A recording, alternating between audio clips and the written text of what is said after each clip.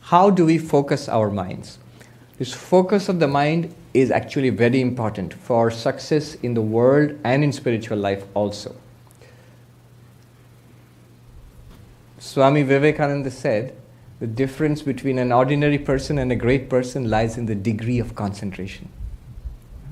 And he himself had extraordinary powers of concentration. So focus of the mind is necessary for anything and everything in life. Now, the yogic approach, the Raja Yoga or Patanjali Yoga approach, that is the science of concentration par excellence. In fact, in modern positive psychology, they have studied this, focus of mind, concentration. One psychologist said that the quality of your life depends on how much you can concentrate and what you concentrate on. Not just how much you can concentrate, what you concentrate on. Actually, this lady who wrote the book Rapt, R-A-P-T, Rapt, she's talking about a cancer patient who suffered a lot and decided that she would not keep her mind on suffering anymore because it's inevitable that suffering is going to come. Rather, she's going to devote her mind to her art or writing, I think.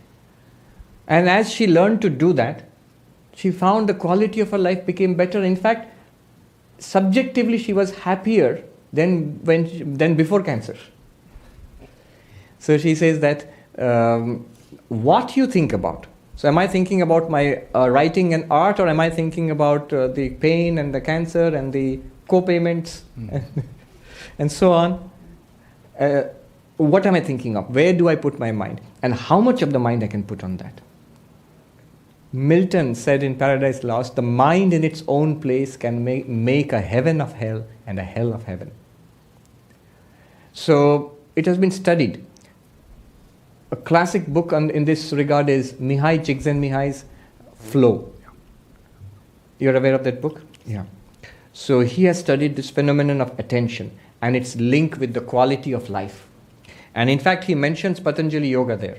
He says, the best methodology that I have seen for attainment of flow is in this ancient technique of Patanjali Yoga. Yeah. Am I audible to everybody? Yes. So that's one method by Patanjali Yoga. That's the method of concentration, where you train your mind to think of one thing and keep on excluding everything else, bringing your mind back to that thing again and again. And there's a whole science in it. In fact, Mihai Csikszentmihalyi, there he points it out, that it's basically a function of two things. One is the challenge posed by the environment, and other is your skill. He gives an example. Suppose you're playing tennis. When you begin to play tennis, it's a great thing just to return a serve. So all your energies and your concentration, focus, you're all aroused and ready to face the challenge. And if you're able to return the serve, that is, you attain flow there. Yeah. But that flow point, it's a match between the challenge and your skills. Your skill is exactly up to that level. But then this point of flow is dynamic.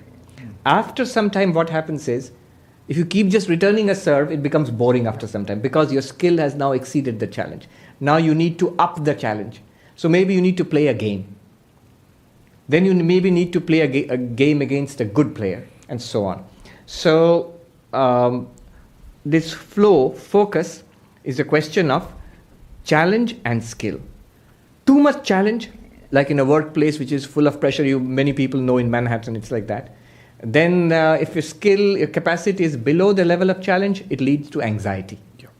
Uneasiness, anxiety, strain. If the challenge is way below your skills, it leads to boredom. If they're well balanced, at that point you get flow, focus, what you're asking. What does that mean practically? Practically what it means is that if you want focus and flow, you need to increase the challenge to meet your abilities. If the challenge is beyond your abilities, the environment is putting too much pressure on your abilities, then you need to break it down into smaller chunks and deal with it one at a time, a little bit at a time, manageable bits at a time. That's in principle. It's easier said than done. But there are other things to consider also in focus. One thing is, one thing which scatters our minds is self-interest. If I am in it for myself, if my idea is that I am in it for this particular person, then always I'll be tense. What have I gained? What have I lost? How much do I get out of this? I'm not relaxed anymore. Selfishness leads to a scattered mind. It can lead to a kind of narrow focus on my own interests, but always it will be vulnerable and you're open to anxiety and fear and frustration. Unselfishness. The unselfish mind is relaxed mind. So the more you are about doing good to the organization you work for, the family unit you are with, or the community, or in general for others, you are relaxed about yourself. Or you are worshipping God in your actions.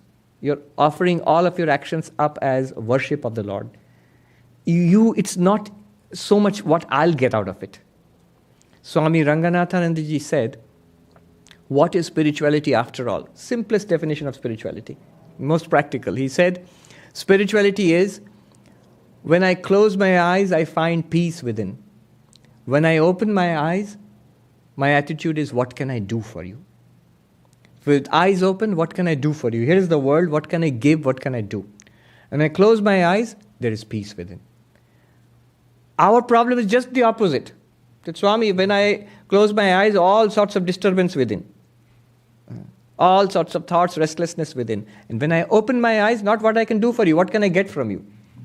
So this is just the opposite of spirituality. This is worldliness. So, unselfishness. To the extent that we can be unselfish, to that extent mind will be relaxed and better focused. The focus which comes out of selfishness is a narrow band focus, which leads to unpleasantness and tension and frustration. Another insight. Love leads to focus. So what I love, my mind automatically is drawn to that and easily focused without all sorts of techniques. You don't have to do this breathing technique, this thing and that thing. It automatically leads to focus there. So for example, a mother in a house who is looking after the young child, right? So because the mother loves the child, yes. Because the mother loves the child, all activities are done. She's cleaning, cooking, taking care of the child's homework, getting ready to take the child to school, and so on. All of that is being done, and yet the mind is focused on the child and the needs of the child, right? So love leads to focus.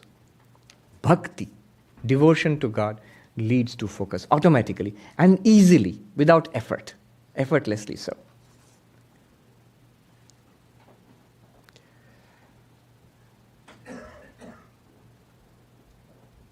And one more thing, this is what we discussed today, no mind.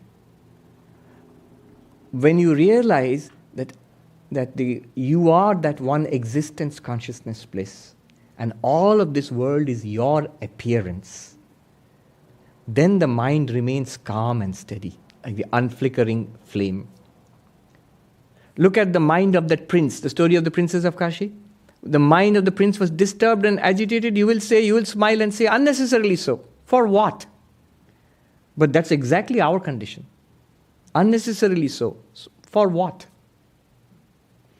One Swami put it very funnily. He said, before we come to Advaita, our reaction to the world is, what?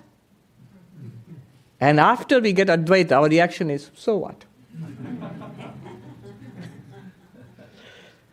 So that calmness, that relaxed, focused attitude, steady attitude comes from that. That is no mind. No mind is not thinking, not shutting down the mind.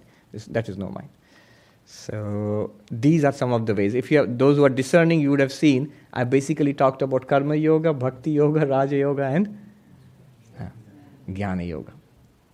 Yeah, these are the ways. Thank you.